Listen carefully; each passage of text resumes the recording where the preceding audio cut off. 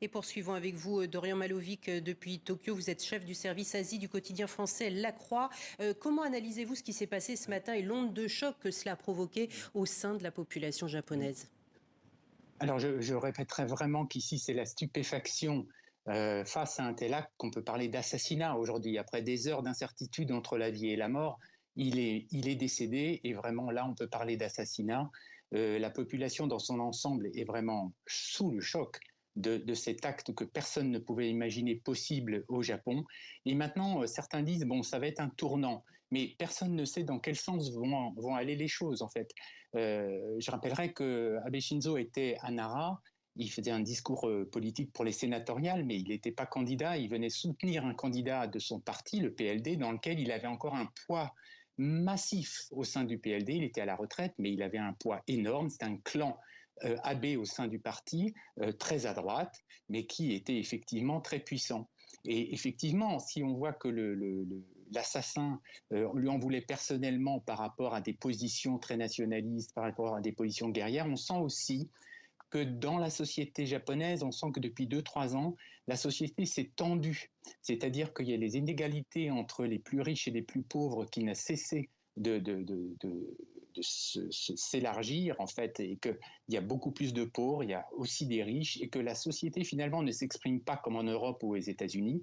Soit elle intériorise, soit il y a effectivement un petit peu plus de violence quotidienne, mais très peu perceptible, en fait, comme le disait votre correspondant. Au Japon, il n'y a pas de violence, pas de manif, etc. Mais on sent bien qu'il y a des actes isolés qui peuvent intervenir ici ou là et qui expriment de la colère. Et là, peut-être que là, il en voulait personnellement. Vous avez des Japonais, vous savez, qui s'isolent complètement de la société en restant chez eux, en s'isolant, à hikikomori. Et puis là, peut-être que là, il a voulu essayer de faire un acte majeur, personnel, contre Abe Shinzo.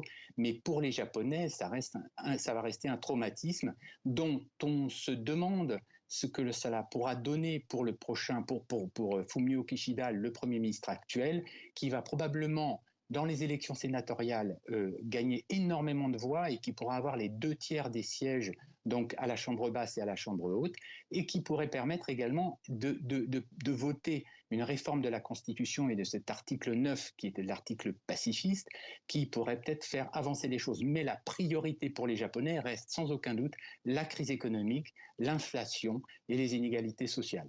Dorian Malovic, vous citez à l'instant le Premier ministre Fumio Kishida qui lui a parlé d'actes de barbarie en pleine campagne Oui, électorale, qui est la base de la oui, démocratie, a-t-il dit. Vous oui. venez de le dire, vous Ah évoquiez oui. l'impact que pourrait avoir un tel assassinat sur les élections sénatoriales de dimanche. Ça veut dire qu'elles Oui, sont maintenues. On n'a absolument pas oui. évoqué l'éventualité je sais pas, repousser le scrutin dans un tel contexte.